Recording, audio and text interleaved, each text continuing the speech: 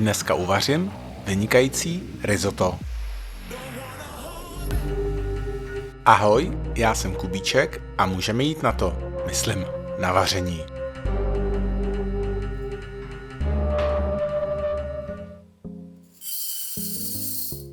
A hnedka na začátku je třeba si říct, že odradím příznivce italského risota, protože dneska budu vařit českou verzi, kterou znáte ze školních jídelen, závodních jídelen a asi tak z většiny restaurací. Ta česká verze risota, na rozdíl od italského, se vyznačuje tím, že rýže se vaří zvlášť. A také italské risotto je takové mazlavé, za to česká verze je taková suchá. Takže pojďme do toho. Jako první dám vařit rýži, ale ještě předtím ji pořádně propláchnu. A ptáte-li se, kolikrát ji proplachuju, tak já říkám hodněkrát. Prostě rýži proplachuju tak dlouho, dokud ta voda v rýži není takhle krásně průzračná. Rýži vařím pozvolna, dokud mi nezměkne a jdeme krájet. Cibuli.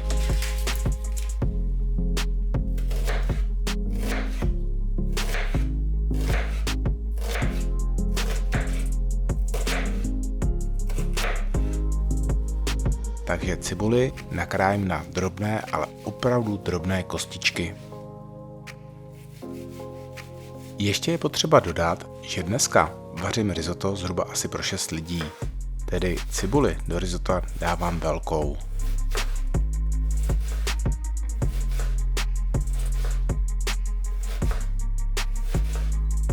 Super, cibule je nakrájená, ani jsem dneska neplakal.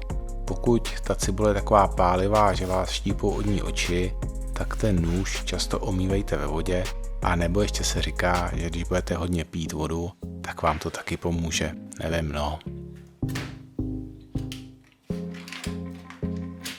Na rozpálené pánvi nechám rozpustit sádlo.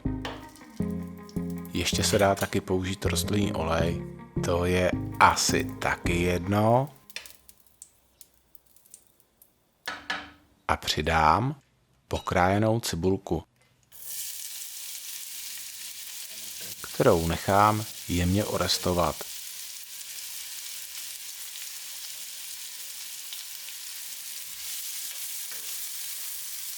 Zatímco se cibulka restuje, tak jdu na maso. Maso používám kuřecí, případně vepřové. Tohle to jsou kuřecí prsa, které nakrájím na menší kostičky, zhruba asi tak, já nevím, centimetr velké. Prsa jsou křehká, a takže jdou dobře krájet, ale stejně to chce mít ostrý nůž.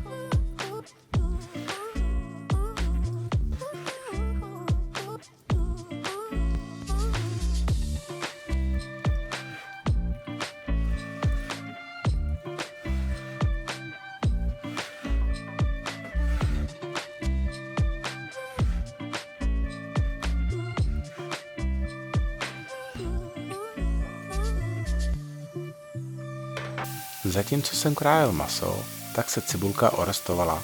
Takováhle barva je úplně dostačující. Přidám pokrájené maso,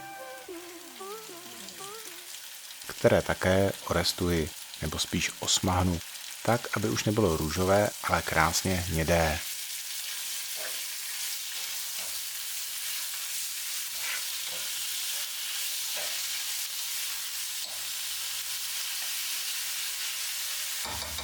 Maso na pánvi opepřím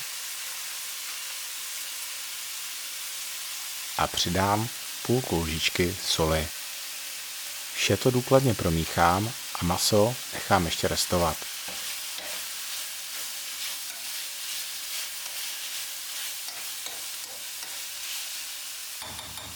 Tak jo, to je ta správná barva masa. Takže teďka je správný čas do jídla přidat papriku, kterou lehce zamíchám. Hlavně ji nesmíte připálit, protože to by vám zhořkla.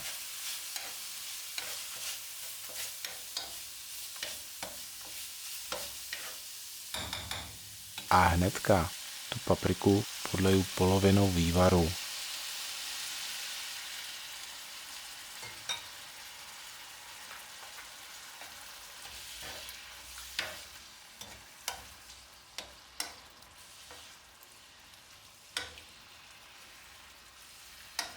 A vývar nechám zredukovat, tedy vypařit. Zatímco se nám bude redukovat vývar, tak máme chvilku času, abych nakrájel mrkev.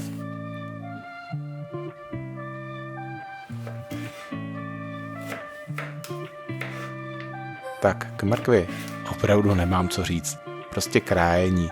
Je jenom možná to, že mrkev krájete na hezké kostičky, protože v tom jídle budou ty kostičky vidět, tak ať to aspoň hezky vypadá. Takže za tu dobu, co jsem krájel mrkev, tak se vývar zredukoval. Takže teďka je ten správný čas do jídla, respektive do risota, přidat pokrájenou mrkev.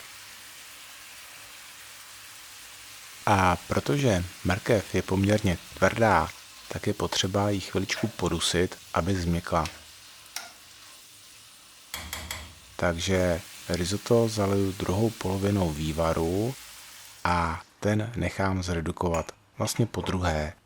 A tím redukováním vlastně ta mrkev se nám podusí a krásně změkne.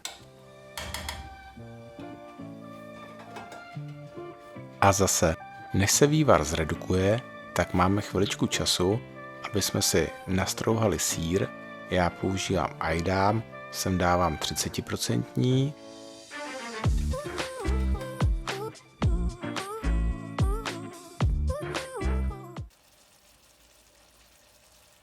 A ještě k risotu se perfektně hodí okurky kyselé, takže připravím si také okurky. Samozřejmě můžete použít i třeba okurkový salát, anebo jedna velká klasika ze školních jídelen, červenou řepu.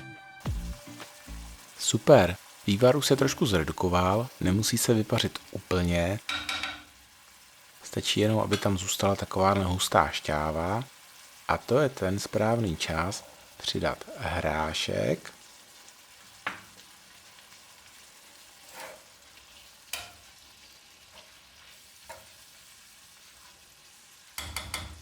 a dále přidat kukuřici.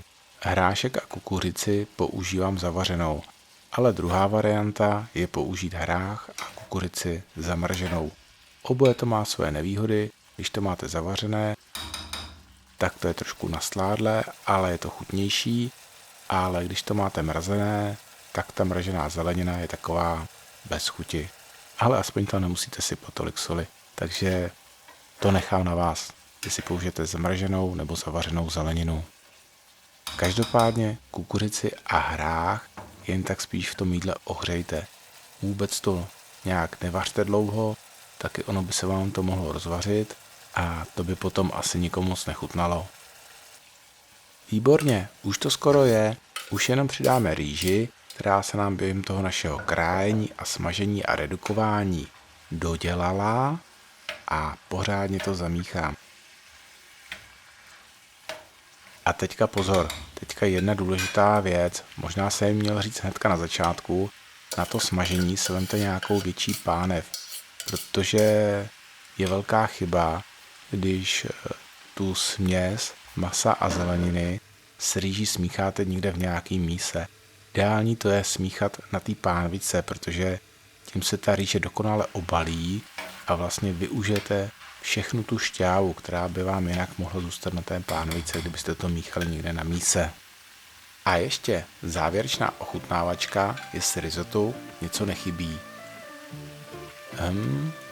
Je to dobrý, ale ještě to chce víc osolit, takže to dosolím. Šluz, finito, game over, vypínáme plotínku a zasínáme světla. Máme hotovo, přátelé, můžeme servírovat.